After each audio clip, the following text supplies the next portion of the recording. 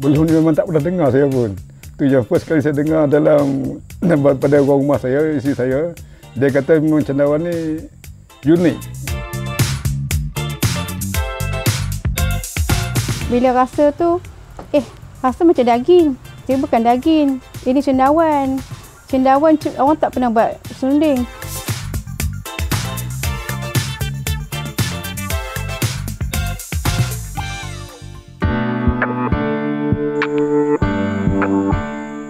Spesiesnya yang pelbagai dan mempunyai tekstur berbeza menjadi pilihan peminatnya yang tersendiri.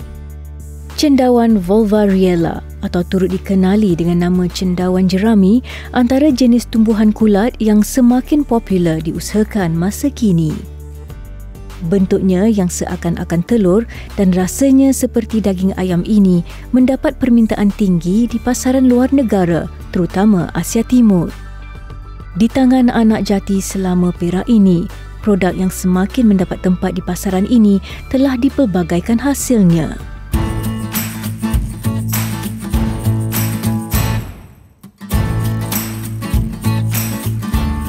Kampung Sungai Rambutan selama Perak.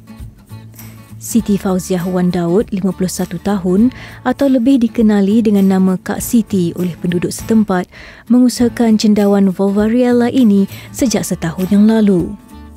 Pengusaha kecil ini tidak menyangka niat asalnya yang hanya ingin mencuba memberi pendapatan luar jangka buat mereka sekeluarga. Asal awalnya yang Kak kenal ni sebab cuma nak tahu, nak mencuba apa itu cendawan Volvariella kan. Lepas bila dah kenal, jatuh cinta pula. Salah satu sebab dia adalah sebab dia unik. Lepas tu jarang-jarang jumpa dan jarang ada di Malaysia ni. Lepas tu dia punya rasa, tekstur dia tu lain daripada cendawan yang kita rasa tiram, sisir ataupun citaki yang kita biasa tengok di pasaran lah. Siti berhenti kerja pada akhir tahun 2020 yang lalu disebabkan masalah slip disk tahap 4 yang dialaminya. Beliau dibantu suaminya, Zawazi Abdullah, dalam penanaman cendawan Volvariella ini atau nama singkatannya cendawan Volva. Bekas askar berusia 55 tahun yang turut meminati bidang pertanian ini menyokong niat murni isterinya dalam memajukan tanaman itu.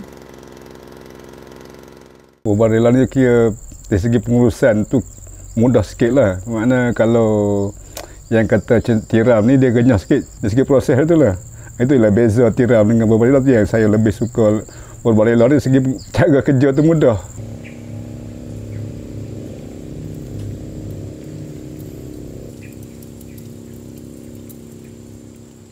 Proses mula tu daripada kita ambil tandan sawit dan bawa mari ke kawasan projek saya ni, dan kita tandan tu kita peram dulu 10 hari dan dalam masa yang sama tu kita siram selang 3 hari atau 2 hari sekali, siram sampai dia cukup basak. Selepas 10 hari tu baru kita pindahkan ke bansal untuk di tapak semayang tu lah. Tandan kelapa sawit yang dibeli dari kilang berdekatan perlu disiram sebelum disusun di dalam bangsal. Menurut Zawazi, siraman air yang banyak ini adalah satu langkah dalam proses pemeraman agar tandan sawit cukup lembap. Air yang mencukupi perlu bagi merangsang pertumbuhan benih cendawan. Tandan sawit basah tadi akan ditutup dengan kanvas sebelum dialih masuk ke dalam bangsal.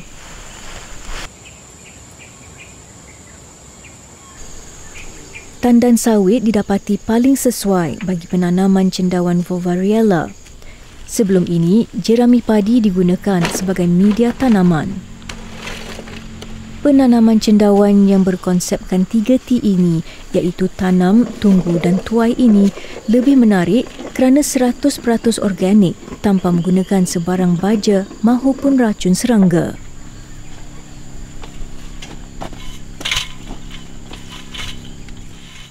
Tandan tadi kemudiannya disusun di atas rak di dalam bangsal sebelum benih cendawan ditabur.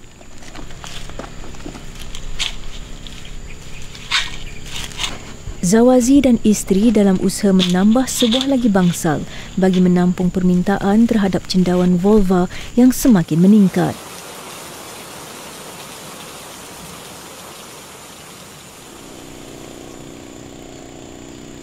Bekalan benih cendawan diperoleh di Kuala Nerang, Kedah. Tanah berisi benih akan dipecah-pecahkan menjadi ketulan kecil sebelum ditabur di atas tandan sawit. Mana kita dah gaul benih tadi tu, mana tu boleh layout macam tu lah. Kita bubur susun tandan tu, tabur benih atas tu lah, atas tandan sawit tu lah. Campuran benih cendawan yang mengandungi tisu kultur cendawan Volvariella, scrub dan kapas ini ditabur dengan sekata bagi membolehkan cendawan tumbuh meliar di atas batas. Lepas tu kita akan tutup dalam masa 12 hari daripada angin luar masuk, tutup bangsa tadi ni. Selepas 12 hari tu baru kita boleh buka balik tengok. Maknanya dalam masa 3 minggu tu solid lah. Solid 3 minggu daripada tarikh kita 12 hari tadi ni, lepas dia dah tumbuh tu ke depan 3 minggu, maknanya kita dah boleh petuai lah. Usahawan di bawah bimbingan Rizda ini menggunakan segala ilmu yang didapati sebaik mungkin. Sebelum ini, beliau pernah mengikuti kursus cendawan jenis lain, namun berpendapat cendawan vulva adalah jenis cendawan yang mudah untuk diuruskan. Yang ni cendawan ni sangat mudah. Lepas kita siram tabur benih, kita tutup dia tu, biarkan dia keluar sendiri. Tak perlu baja, tak perlu air dah. Memang sangat mudah. Kandungan protein yang tinggi juga antara faktor tanaman ini menjadi pilihan beliau. Cendawan ni sebab bentuk dia unik kan, ada macam lonjong, macam telur itik, macam bola golf. Lepas tu dia punya rasa tu dia kenyal. Lepas tu daripada segi ni dia ketahanan dia tu setakat 2 hari saja suhu bilik. Sebab tu kita proses dia cepat.